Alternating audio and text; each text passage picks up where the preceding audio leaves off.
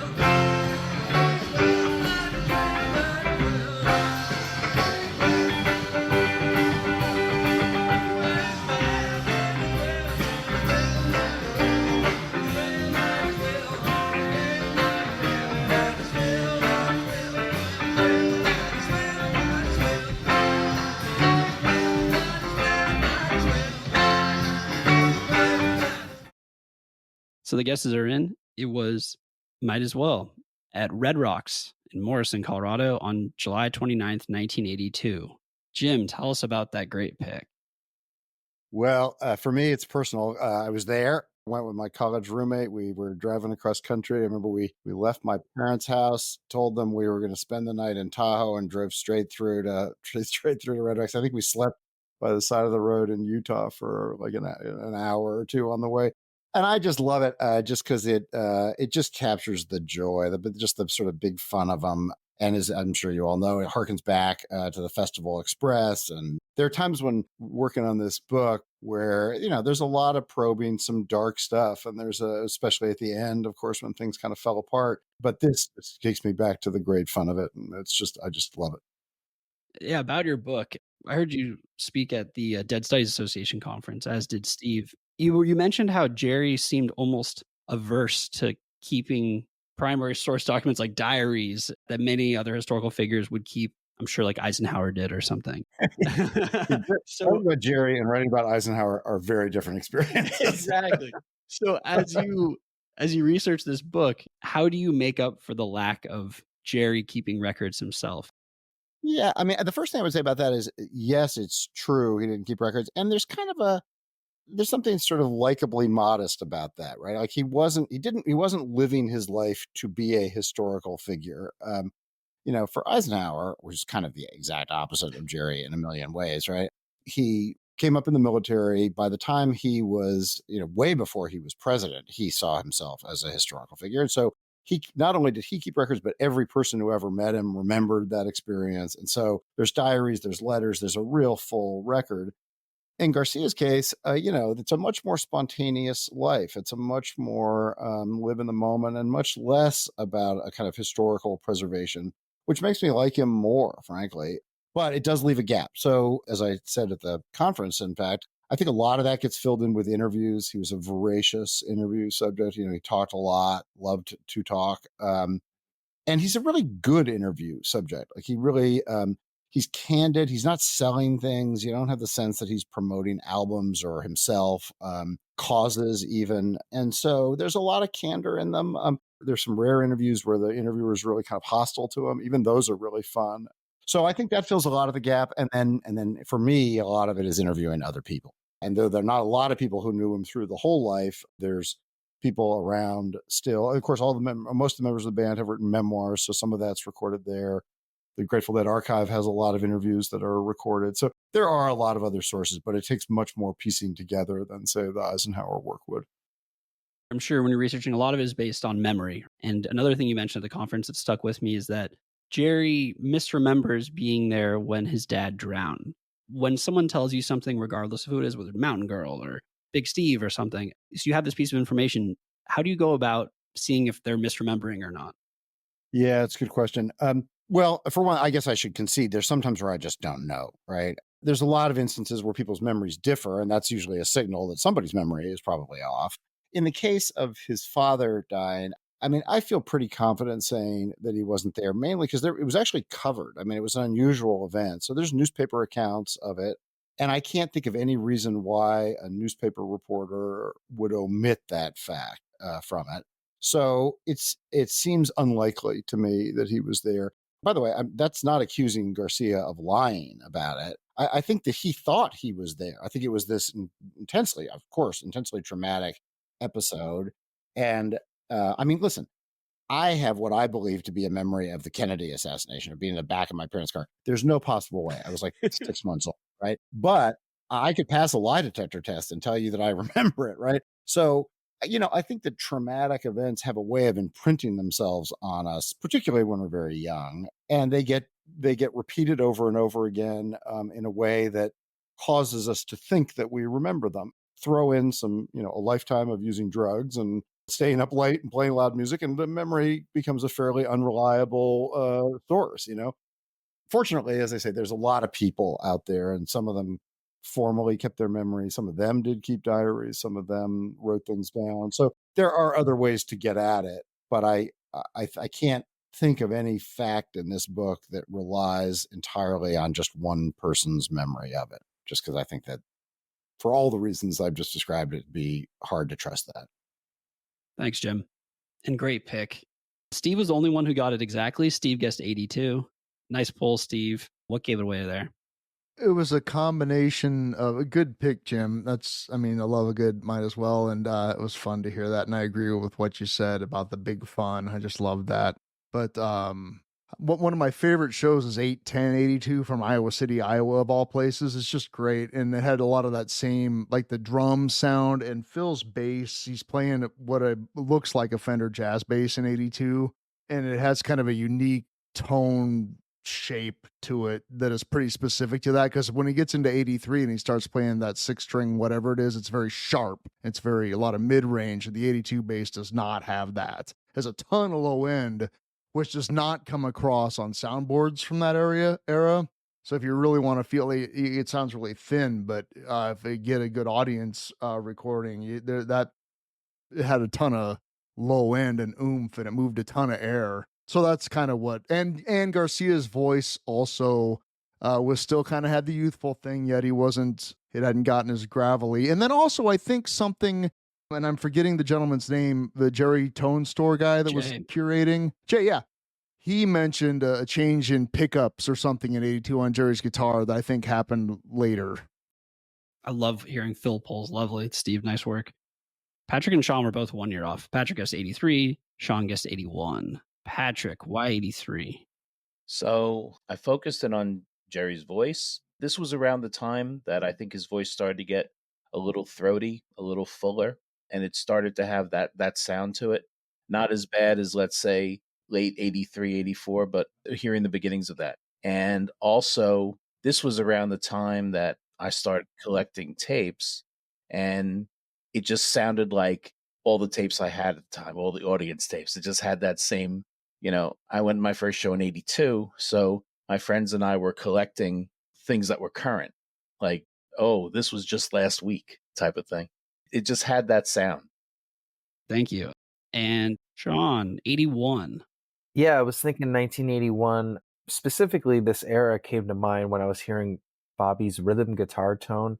It really sounded like a Telecaster, but clearly, if this is 1982, it was the Cowboy Fancy. And I was really getting a late or a fall October 1981 sound. Close enough, right? So I'll take it. Definitely. Lastly, Ben, 1980. It was a fun and challenging track for me, trying to cue into the keys and just really not picking them up. I took a stab in 1980, just to Steve's comment, the youthful exuberance of Jerry was definitely there, and that kind of skewed me a little bit earlier. Yeah. Right on. Patrick has 1, Sean has 1, Ben has 2. The Peloton is tight right now, and Jim's got another pick. Let's hear it. 9 miles skiing on a 10-mile ride. Hot as a pistol, cool inside.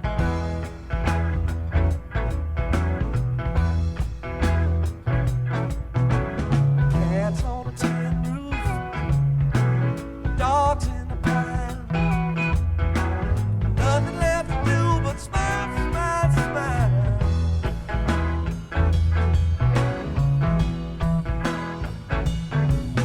He's gone.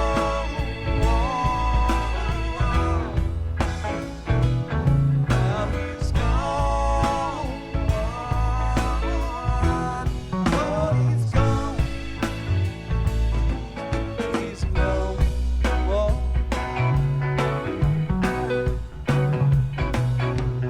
Like a steam locomotive rolling down the track.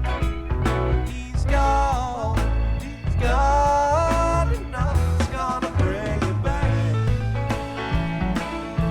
He's gone. He's gone in Tivoli Gardens, Copenhagen on April 17th, 1972. Tell us about that one, Jim. Honestly, I believe I've probably heard this song 5,000 times, and every time it says "smile, smile, smile," it makes me smile. Like it just works on me. So that's the main reason to choose it for me. But I also kind of like it's early. They've just started playing it, if not the first time, certainly one of the first times they played it.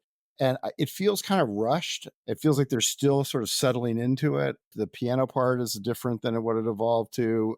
So I just sort of like it for the early glimpse of a song that would become, for me, really iconic and personal, but that you sort of hear it taking shape in this early recording. Going back to the 70s, actually, your most recent book, Man of Tomorrow, was about Jerry Brown, who was governor in the 70s, and he was governor as late as like 2019 or something. It's unbelievable. Yeah. Two terms, 38 years apart. It's nothing ever been quite like it.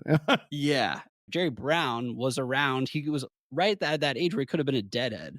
Was he a deadhead? And if not, did he ever have like a Forrest Gump Kennedy moment with Jerry Garcia? He did have some overlap with Garcia. He actually asked the Dead to endorse him in '76 when he ran for president, and they turned him down because he wasn't really a fan. Which, by the way, when I talked to Brown about it later, I was like, why would you want the Grateful Dead's endorsement to run for president? Like already he was seen as sort of a fringe character. Like it would not have been a good idea politically. Maybe in the later terms, it might have made more sense. But in the 70s, already I think Brown was thought of as this kind of nutty California Governor Moonbeam was, sort of the nickname he got. So association with the dead probably wouldn't have helped him. But yeah, I mean, listen, Garcia and Brown, born 4 years apart and just a couple miles apart in San Francisco, both Catholic, both grew up in San Francisco, but so they have kind of overlapping lives. I thought about the Jerry Garcia book for a long time and was going to do it about 10 years ago. Was sort of getting my ducks in a row to do it about, I think it was 2010. So it's almost 15 years ago now. And I put it off when Jerry Brown agreed to spend a bunch of time with me in his latter terms as governor. And I figured that's just too much of an opportunity to pass up. So and of course, Jerry Garcia was already dead by then. So I wasn't going to miss that opportunity. So I lined them up in different order. My agent likes to say I only write books about Jerry's born in San Francisco now. And back to your question, their lives don't overlap a lot. I mean, I think people from outside California think of them as part of the same culture, as kind of part of the counterculture, where Jerry Brown is really much more traditional than that. He's a liberal for sure, but his dad was the governor, and he was studied in the seminary. He wanted to be a priest as a young person. He's a very odd combination of traditional conservative kind of personal values and newer, more modern California values. And in that sense, temperamentally very different than Jerry Garcia. To me, equally interesting and important. And the two projects to me kind of fit together in this modern history of California that I'm sort of building out. But that's not because they're alike or saw the world the same. They're really different people. Jerry Brown wasn't dosing quite as much. Jerry Brown was not dosing. Someone said to me that Jerry Brown was the only person he knew in the 1960s who you would believe him if he said he wasn't smoking weed. Thanks, Jim. All these guys got 72. Patrick, what was it? This is what Europe 72 sounds like. It's the play back and forth between the two keyboards. I love the big like swirly organ against the piano. Nice. Sean, 72 as well. Yeah, right away. It just has that Europe 72 sound. I love that show. I did think fall 1971, but always go with your gut on Guess the Year. Way to go, Sean. And Steve, 72 as well. I had a moment of, because I wasn't hearing any piano. I thought, God, were they playing 70? He's Gone in like the summer of 71. And then I thought, no. And then I heard Keith come. I thought, okay, well, that helped. Awesome. And then Ben, 72. Yeah, a lot of what's been said already, the 72 sound, and then hearing Pig come in, and then picking up on Keith kind of narrowed it down a little bit. But yeah, those early He's Gone's kind of before it got paired up with Truckin', other one, have a fun feel, I feel like, throughout that Europe tour. And then as they're starting to explore it a little bit more in the fall, and yeah, just kind of had that early feel to it. Cool. All right, so same situation. Patrick has 1, Sean has 1, Steve has 0, Ben has 2 points. The idea is to be as low as possible. After 5, let's hear the next track.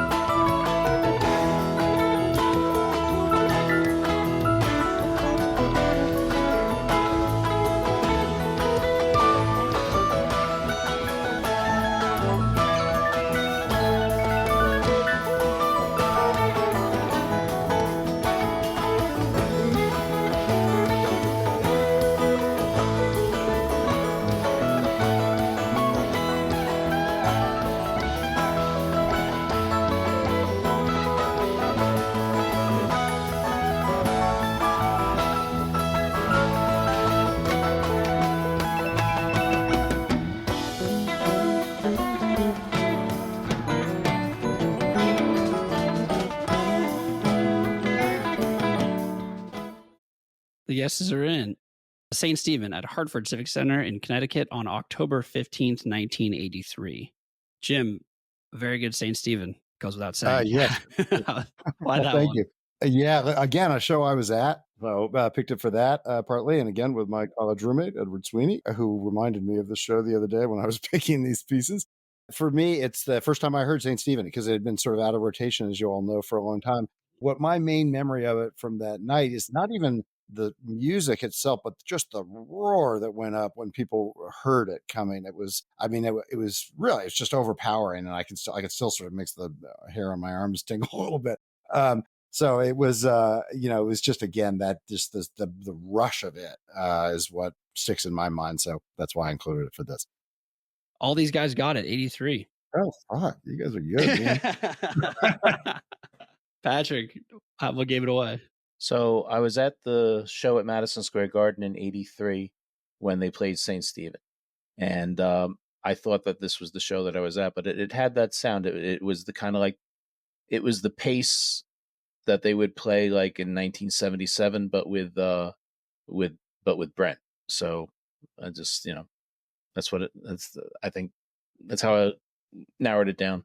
I think this is just a few nights after that show, right? I think Probably it was, yeah. Let's get a couple bites later, yeah. What was the roar like at that show, Patrick? It was very impressive. And it's that thing that it took people a second or two to realize what they were hearing. So it was delayed. Like they were just kind of looking at one another first of all and saying, "Oh, they're just like checking. Like, am I the only one hearing this?" Awesome, Sean, 83.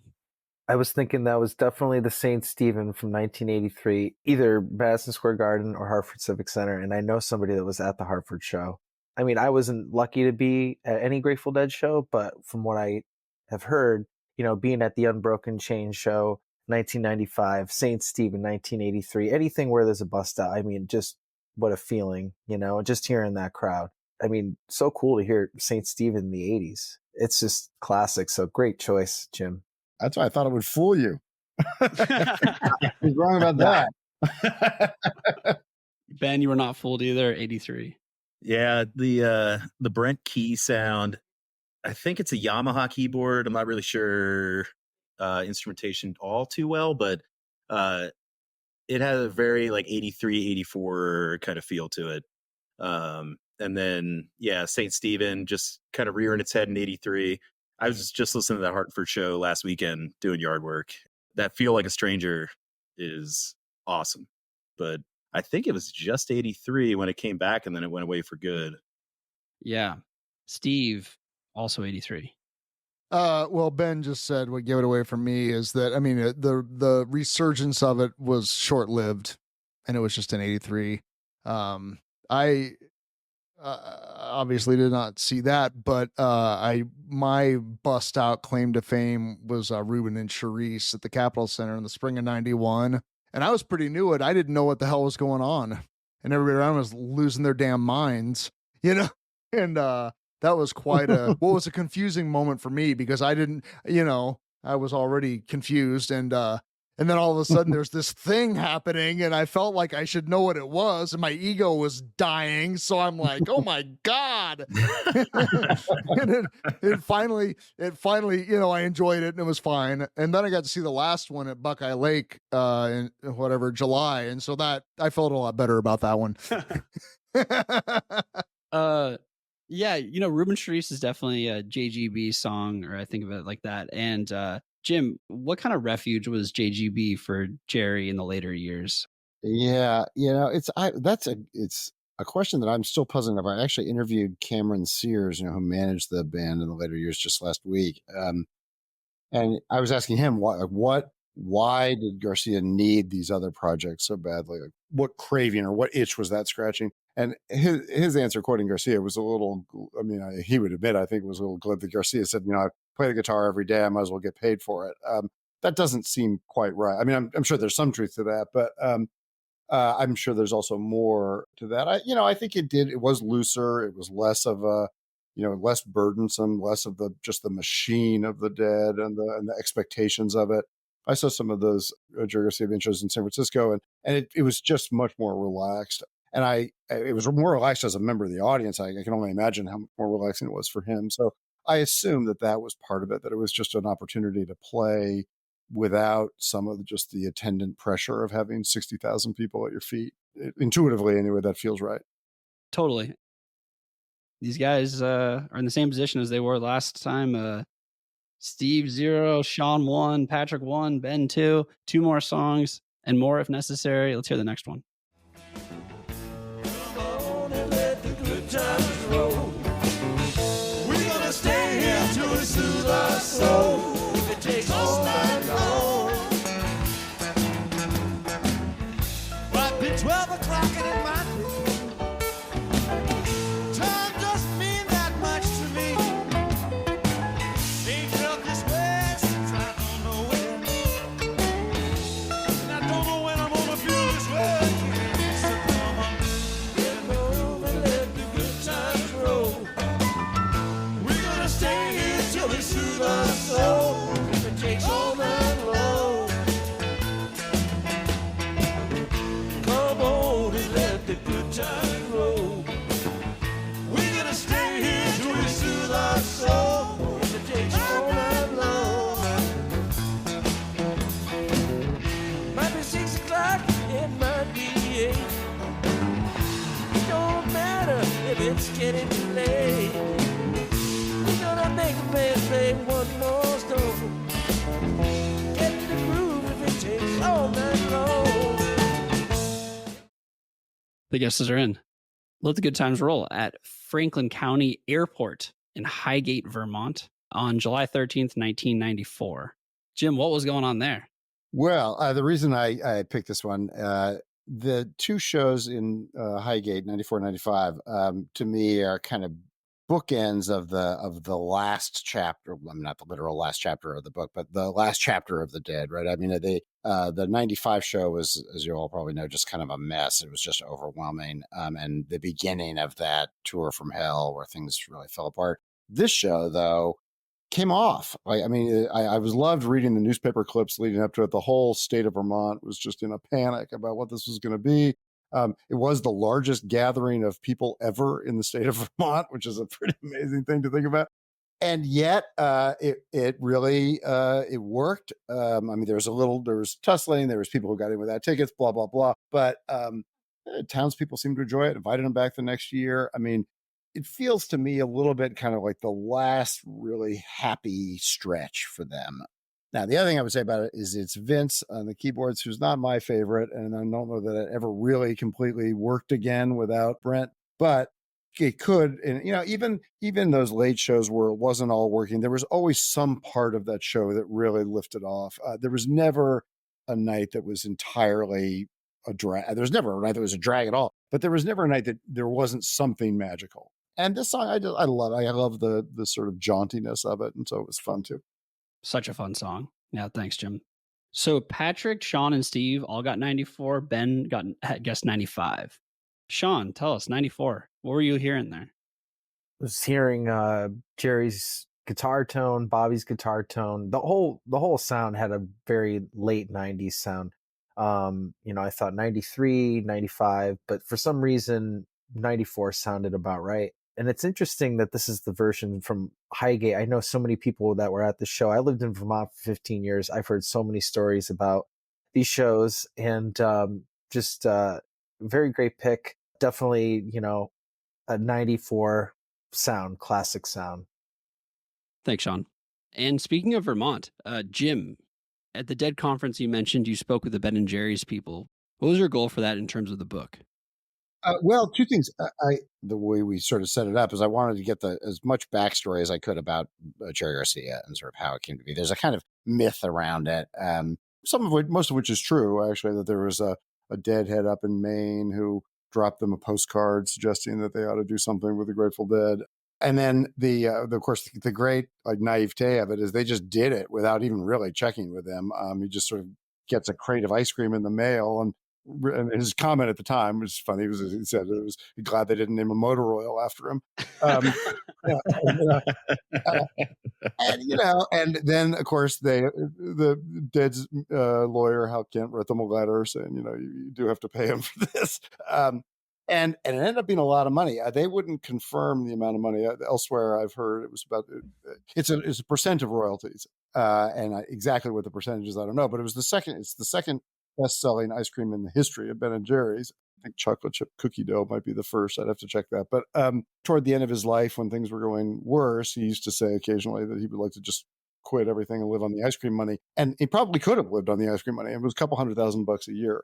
Anyway, so yeah, that's the context in which I was talking to them. And then the other thing I was talking to them about, or him about, was this idea of values and how as a company does Ben and Jerry's try to exemplify the values of the counterculture that sort of gave rise to it. And as a company, I would say they are remarkably faithful to those values. So that it was interesting to talk to them about that too. Do you think the Dead were as equally faithful to their espoused values as Ben and Jerry's has been? Yeah, I mean, I think so. I think in the case of the Dead, they stumbled their way along those values. I don't think they sat down and wrote out what the values are that they were interested in living or projecting. It came to them very naturally, which is partly, I think, what makes it so appealing, that it's not dogmatic. It's not saying to people, you must do these things to be considered good by us, right? It's, I'm sorry, this is a slight digression, but there's a writer I've come to really admire on this project, a guy named Curtis White, who's written a lot about the counterculture. And one of the things he says is that a lot of counterculture doesn't exist to directly oppose mainstream culture. It isn't confrontational in that sense. It exists to create an alternative way of living that is magnetic. And that feels right to me. That's also bohemianism would be another way of defining that idea. That's the difference between a bohemian and a radical, right? A radical wants to change the way you live. A bohemian just wants to be allowed to live a certain way, and you might become attracted to that. And so the Dead, to me, fit the latter model, whereas Ben and Jerry's is much more self-conscious about its values. These are the values that it attempts to inculcate and attempts to live by, and it's written down, it's structured. So in that sense, it's different. But I would say if you had to list the values, they'd be pretty much the same. I mean, it's kindness and community and creative expression, and I mean, theirs probably includes flavor and ice cream that are probably a little different than the Dead's, but it'd be a lot of overlapping values. Thank you, Jim. Yeah, Steve also guessed 94. He also got it exactly, setting himself up for, if he can just nail this fifth song, he goes on to the final of the Tournament of Champions. Steve, why 94? I heard the Cripe guitar, was it Top Hat or Lightning Bolt rather, and I heard Cutler running sound, which made it 94, because Healy's sound in 93 was very different and actually the way the band sounded in 94 and 95 is my favorite sound of the Grateful Dead. Vinny, but if we had Brennan there, just the way the drums and the guitars and the bass sounded and front of house sound, I mean, it was just thunderous, and I loved the way the drums sounded in 94 and 95. I just saw him, two shows during those years at the Palace in Auburn Hills in 95. And Phil and the drummers just sounded amazing. So much that it kind of masked some other things that weren't so great. But anyway. Do you think that's a coincidence?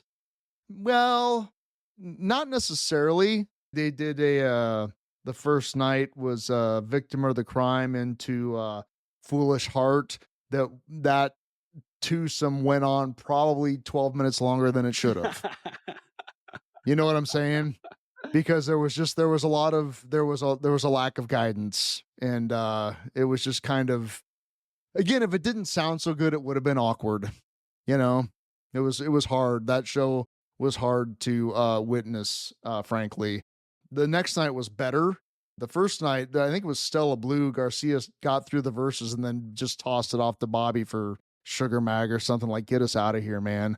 I got to get off this stage kind of thing was kind of the vibe, because it was just kind of a mess. And the second night was a lot better. It was a pretty ripping show. So, yeah. The darkness isn't linear. No, it's not. Mm-hmm.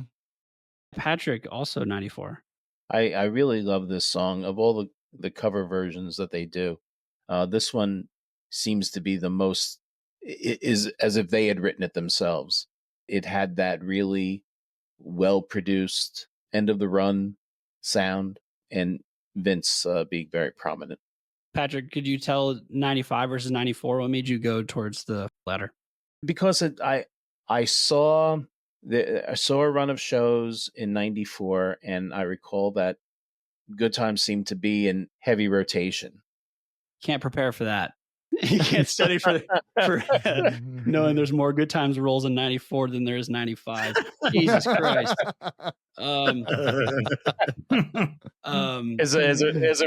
There's a reason I'm not married. Cool. Ben, you're telling us before that you were cramming for the Tournament of Champions. How did that look? And you guessed 95. Yeah, the sound of the mix, the instruments, pick it up on Vince, Jerry's voice, those last like 94 into 95 to me just has this like fragile quality to it, and it was definitely getting a lot of that. And honestly, almost split the difference, played the game and went for 94. And I was like, I've got some ground to make up. Going for 95. Got it. Yeah, you got to go with what you think it is at this level. Before we go on to the fifth song, possibly the last, Jim, we always ask everyone how they got into the Dead. I already got these guys' stories, but how did you get into the Dead? You know, I grew up in Palo Alto, or actually I was born in Palo Alto, moved away for a lot of years and then came back in time to go to high school. So the Dead, I was in high school in the late 70s in Palo Alto, and it was I mean, even though they weren't there anymore physically, the music was just everywhere, and it was kind of the background soundtrack of the area, you know. And so I, just sort of gravitated to it. Really started seeing shows a little later, more when I was in college, more in the 80s. But started loving the music, I would say 77, 78 for shows, probably 79 or 80. I actually don't even remember my first show, which I probably should zero that in before the book comes out. But sometime right around then. And then I saw a lot of Jerry in the city too. So I was, loved that whole peninsula, San Francisco music scene. Even then was really exciting. All right, so you've been a writer for decades and you've been a Deadhead for decades. When did the idea of writing a book on Jerry first pop into your head? Oh, actually, even longer than that ago. And I will admit, one of the reasons I didn't want my first book to be on the Dead, I didn't want to be thought of as a counterculture writer or a sort of hippie writer. You know, my journalism work is all much more mainstream politics. And so my first book was on Earl Warren, actually, Governor of California. But my specialty, what I consider my specialties would include California history. And so I always wanted to do a book on the Dead or Jerry or the counterculture or some combination of those. But I didn't want them to be first. I wanted to do a couple other things first. And it's actually after I wrote the Eisenhower book, my editor on the Eisenhower book, a woman named Phyllis Grand, who's a great New York editor. And I told her my interest in the project, and she said, well, once you've done Ike, you've got your mainstream bases covered. Like you can go off and do a counterculture book and not worry. So it's from that point it's after that I thought I would do the Garcia book. And then I got sidetracked first because Leon Panetta wrote a memoir and I agreed to be his co-writer or ghostwriter or whatever you call it on that book. And then, as I mentioned earlier, the Jerry Brown book came up. So I put it off a couple of times and now have finally gotten to it. It's really been something I've been interested in doing for a long time. For the simple reason that you guys don't need to be convinced of, but that I think that they're important. You know, I mean, I think that it's an important part of history. And even though the history that I usually write is political history, this has changed as much, certainly in my life, and I think in many people's lives, as any political figure ever has. So it has always struck me as not just a fun project, but an important one. So that's why I wanted to do it for a long time. Are you preparing for Deadheads to have opinions on your writing? Because they've been known to have opinions. When I wrote the Earl Warren book, every fucking Supreme Court lawyer in the country has an opinion about the war. You know, what does Miranda mean versus Gideon? So I've been down a road like this before, but yes, I am prepared for it. I mean, the book is not meant specifically for Deadheads. It's meant to be a cultural history.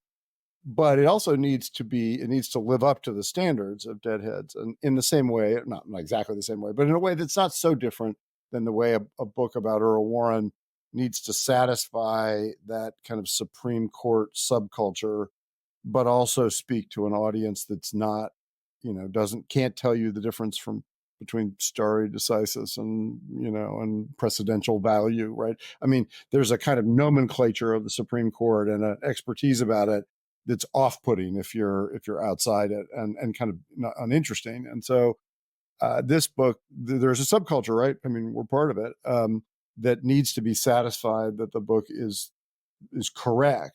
But then beyond that, I hope that there's an audience that won't just think, well, this is just a book for deadheads and I'm not interested. So it's actually come up a lot in the conversation about what the cover should look like. And, should the cover have roses? Should it be colorful? Should it be psychedelic? Or should it be, a kind of Richard Avedon photo of Garcia, something that's more traditional? And we're still working on that. But that's the level at which we're thinking about that question. Sure. How are you tackling the balancing act between being welcoming to non-deadheads, right? But also not spending too much time explaining the absolute basics to the deadheads that read the book, like who Brent is. I think there's several big challenges for the book. One is the stitching together of the larger counterculture story with the specific Grateful Dead Jerry Garcia story, and another is what you've just identified. I don't know yet. I mean, I think it needs to find that sweet spot, right? Which is that it's specific enough and detailed enough that deadheads don't feel like I'm glossing over important parts of the story, but it also needs to feel general enough and quick enough that non-deadheads don't feel like they're just reading every bit of trivia that doesn't relate to some larger historical trend or idea. And so, again, I'm not trying to compare these books too closely, but there is a little bit of that at work, at least in the second half of the Earl Warren book. He's on the court, right? And the court, people come and go from the court. Justices arrive, justices die, justices retire. The composition is always changing. How much do you want to hear about Felix Frankfurter in the biography of Earl Warren? Well, some, but not a ton, probably, right? So how much do you want to hear about Brent? Well, some, but not a ton, maybe. And so that, I wish I knew the magic answer to that. I don't, but I recognize that that's the challenge to rise to. And you've just identified my summer right there. Okay. So if Steve gets this one, he goes on. Patrick and Sean are 1 point behind him. Ben is 3 points behind him. Let's hear the fifth song. Fare you well, my honey.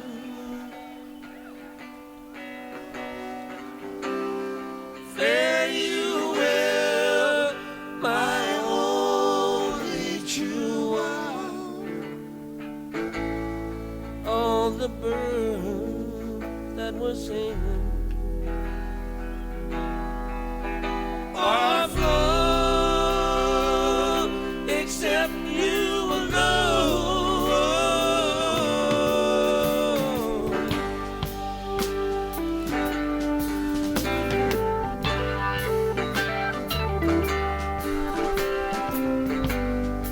Gonna leave this broke down palace on my hands and my knees. I will roll, roll, roll, make myself a bed by the waterside. In my time, I will roll, roll, roll, in a bed by the waterside. I will lay my head, listen to the river sing sweet songs to rouse my soul.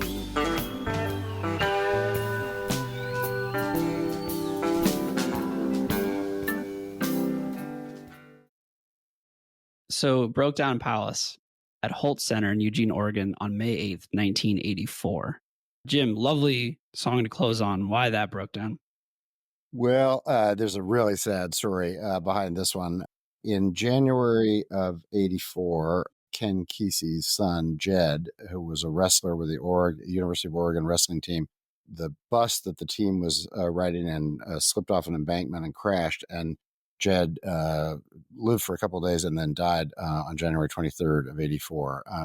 Kesey, of course, had been a friend of the Dead since literally the very beginning, since they were before the Dead, really, since they were the Warlocks. And this night, when the Dead closed with Broke Down Palace, and Kesey was reeling from the death of his son. This is just a few months later. And he later recalled how this song reached him and how it really allowed him to grieve the death of his son. And so, for me, it's so poignant. And, part, as I've indicated a couple times, part of the job that I have here is to write them in the context of this larger culture and the pranksters and Kesey and the relationship with Kesey and Mountain Girl. And those communities are so intertwined. And this is such a sad moment in that. And yet he found such solace in this song that for me, it's a really poignant snapshot of the Dead, when the Dead as a purveyor of values, right? As a there to console him. And he really felt it. Beautiful. Thank you, Jim. I never heard that story before. That's yeah. Wow. Patrick and Steve both guessed 85 and Ben guessed 83. So they were all 1 year off, which means Steve goes on. So yeah, Steve, why 85? Congrats. Thank you. This has been a lot of fun. Well, it was a guess. It was hard to tell because there wasn't a lot of clues, because it's such it's not Samson and Delilah, you know what I'm saying? And so it's a little hard to divine the drums and the bass, and but Jerry's voice was had that what I equate the 85 fragility when he's not bellowing, And so yeah, it just as an aside, one of my favorite Grateful Dead things ever is Ken Kesey's eulogy for Bill Graham, Halloween of 91, in the middle of Dark Star. I really feel like his experience with his son dying in that Broke Down Palace is a direct line to that eulogy, because he goes off about how important the Grateful Dead are. And even mentions the son, I think, in that riff. You're right. Does, yeah. Yes, you're right. He does. Yep. And so I could feel that emotion coming from him, channeling back to when, because I mean, Bill Graham had just died, and he was kind of an important figure in that whole situation, and so Ken was feeling all of that and he was letting it wail in the middle of that Dark Star. It's just a beautiful, powerful moment, which is not 1984 or 85, but that's what I was thinking about. So, Great. Well, Steve, congrats, man. You were 1 year Thank off you. over 5 songs. Not too shabby. earned your spot in the final. Patrick was all of 2 points off over 5 songs. Sorry, Patrick, for that. You go home empty-handed. Why you guessed 85 as well? You're hearing the same thing. What were you hearing? You know what? I think I picked 85 because there was a simulcast on, I think, USA Network on New Year's Eve, 1985 into 86. And they played a whole show, except they cut out Broke Down Palace Encore to go to commercial. But anyway, because they said, they probably said, well, what is this? It just kept going on and on. But anyway, so I recorded it on VCR, how old I am. And, I watched that tape hundreds of times. So that I'm familiar with that sound. So that's why I picked 85. Well, nicely done. And Ben, 83. At first, I thought that was right out of Long Strange Trip documentary, that final part in that documentary where they're just kind of talking about the end days, and they have a clip of Jerry playing, I think, in Oakland, December 83, and just a lot of similarity to that kind of took me in that direction.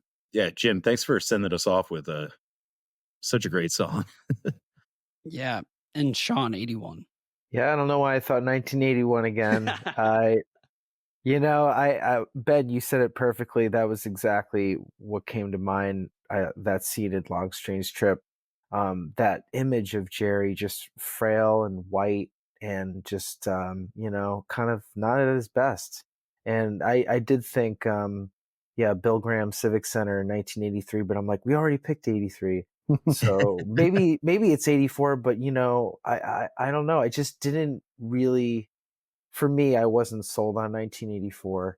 So I don't know. My brain just was thinking maybe it's 81 because it kind of sounds like it was from Dead Set, but maybe a little later. But hey, live and learn. There's a section in that documentary where Nick Palmgarten is talking about the Jerry as the canny artist, and just seeing him in that time and just what he brought to certain songs. And for me, listening to some of those early 80s Broke Down Palaces just take me to that. Just there's so much emotion there. Shout out Nick. That's why I love the Dark Years, is because Garcia is so raw and real. And I call like 83, 84 Desperation dead, because the whole band's just completely off the rails with the possible exception of Phil. And so he's really bringing the heat, and I don't know. I think it's some pretty exciting music despite everything. Mm-hmm. Maybe because of everything. Yeah. Right. Exactly. Yep. Mm-hmm. Steve, trying to be better with Joel and Steve in the show notes. Yeah, man. We're still doing it 3 years plus. Joel Egger's my best friend for 20 plus years. And we started doing a podcast during a lockdown during COVID, just so that we could hang out with each other on Zoom, and we've just kept doing it. So we're both sober guys trying to muddle our way through whatever the hell this is, and so yeah, we have a good time doing it. Hell yeah. Which is the goal, Yep. Great show. It's in the show notes, as is Sean. I'll put Sean your links in there as well.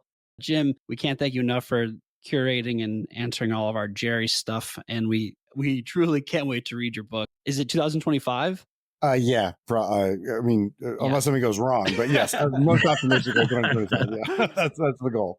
Awesome. Thank you so much for coming on and curating. Real pleasure. Really nice to meet you guys. Good luck. Thank Good you. luck, Steve. Go get them. Thanks, man. Steve. Congrats. Appreciate you. Yeah, Steve will be returning to go for a repeat in the Tournament of Champions. It'll be his last appearance on Guest of the Year, at least as a contestant. Thank you again to all the contestants. Thank you to Jim Newton for putting together such an incredible set list.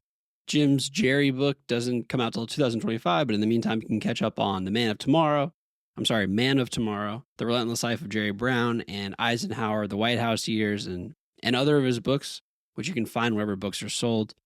Thank you so much, Jim. And thank you to Jack, our good pal, Steve's very good pal, and the co-founder of Sancho and Althea with his wife, Anna Jane. They do everything on comfort colors. They have t-shirts, hats, hoodies. Again, it's a collaboration between Jack and Anna Jane. Check them out, sanchoandalthea.com, or follow them at Sancho and Althea on Instagram. Thank you so much for listening. For all the show links, including our YouTube channel, go to guesttheyear.net. If you want to be a contestant on season 3 of the show, sponsor the show, or make comments and ask questions, email us at info@guesttheyear.net. Shout out to Dylan for drawing the poster, and James and Jack for helping out behind the scenes. Thank you so much for listening. Thanks to the amazing tapers whose recordings made the show possible. Congratulations to Steve for advancing to the Tournament of Champions final. And to our other contestants, thanks for playing. And remember, it is all one song anyway. And I bid you good night, good night, good night. And I bid you good night, good night, good night.